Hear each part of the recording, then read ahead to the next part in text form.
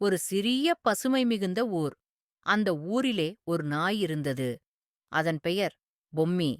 பொம்மி ஒரு சுறுசுறுப்பான நாய். எல்லா வீடுகளிலும் போய் கூச்சலிட்டு குரைத்து, தன்னை பாசமாக வளர்த்த நபர்களிடம் விளையாட்டுத்தனமாக நடந்து கொள்ளும்.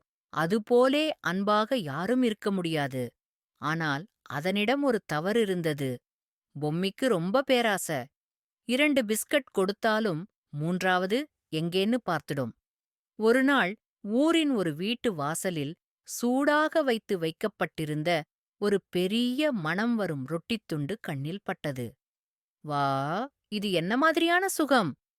நினைத்தபடியே பொம்மி அதைக் கவ்விக்கொண்டு ஓடிச் சென்றது. ஊருக்குப் பக்கத்திலேயே ஓர் அழகான ஆறு ஓடிக்கொண்டிருந்தது. ஆற்றின் மேல் ஒரு பழைய மரப்பாலம் இருந்தது. பொம்மி அந்த பாலத்தைக் கடந்து போகத் தொடங்கியது. அதே சமயம் ரொட்டி கீழே விழாமலிருக்க வாயில் வைத்துக்கொண்டே சென்றது.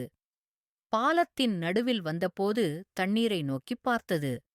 தண்ணீரில் ஒரு நாயின் உருவம். அடடே, அதனிடமும் ரொட்டித் துண்டு இருக்கே! அதுவும் என் ரொட்டியை விட பெரிய மாதிரி இருக்கு. அந்த நிழலை உண்மையான நாயென நம்பிவிட்ட பொம்மி, அந்த நாயின் ரொட்டியையும் எடுத்துக்கிட்டா எனக்கு 2 ரொட்டி கிடைத்துவிடும், எனக்கு இரட்ட விருந்து என ஆசை கொண்டது. தன்னோட வாயில் இருந்த ரொட்டியை கீழே போட்டுவிட்டு தண்ணீரில் உள்ள நாய் மீது பாய்ந்தது.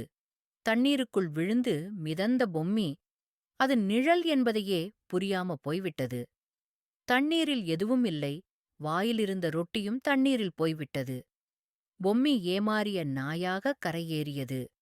சிறிது நேரம் கழித்து பொம்மி ஒரு மரத்தடியில் உட்கார்ந்து சிந்தித்தது. எனக்கு கிடைத்த ரொட்டியே போதுமென்றிருந்திருக்கலமே. ஏன் நான் இன்னொரு நாயின் ரொட்டியை எடுக்கப் பார்த்தேன்? அதனால்தான் பேராசை கொண்டேன். இருந்ததையும் இழந்தேன். இல்லாததைக் கணக்கு பார்த்து இருப்பதை மறந்து போனோம்.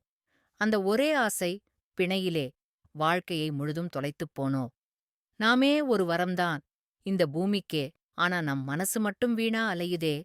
இருப்பதிலே இன்பம் தேடினா இல்லாததோட வேதனையும் விலகுமே. வாழ்க்கை எப்போதுமே பூரணமாயிருக்காது. ஆனா நம்ம மனநிலைதான் நம்ம சந்தோஷத்துக்கான சாவி. ஒவ்வொரு நாளையும் நமக்கான நாள் என்று சதோசமாய் வாழ்வோம். இருப்பதைப் பாரு, இல்லாததை அல்ல. நிம்மதியைத் தேடு, பிழையை அல்ல.